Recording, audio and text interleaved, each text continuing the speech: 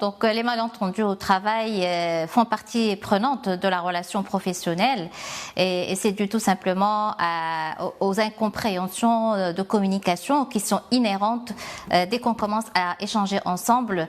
Il y a tout de suite beaucoup de choses qui rentrent en jeu qui font que l'échange n'est pas toujours constructif et il peut être mal compris et générer justement de la tension dans la relation professionnelle.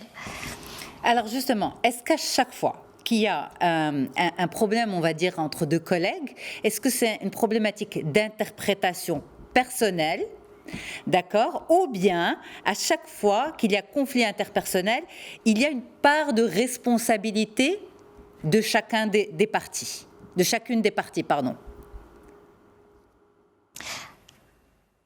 Moi, je dirais qu'il y a les deux, parce que d'abord, je pense que le point de départ, ça peut être une problématique d'interprétation, pour la simple raison que quelle que soit la culture de l'entreprise ou quelle que soit la culture du pays où on travaille, il y a toujours une sous-culture.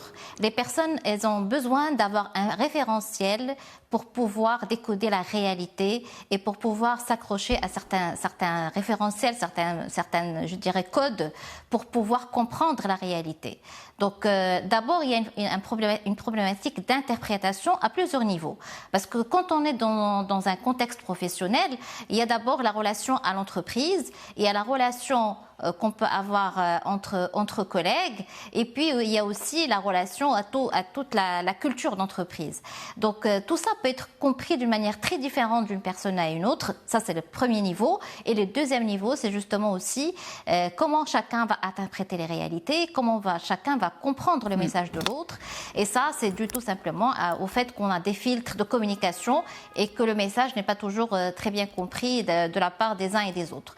De la même manière qu'on n'a pas la même notion par rapport à la relation hiérarchique, on n'a pas le même référentiel en termes d'exigence, en termes de rigueur, en termes de procédure et en termes de communication dans la relation aussi professionnelle, on n'a pas le même besoin. Il y a des personnes qui sont très orientées tâches et très orientées résultats. Il y a des personnes qui sont plutôt très orientées personnes.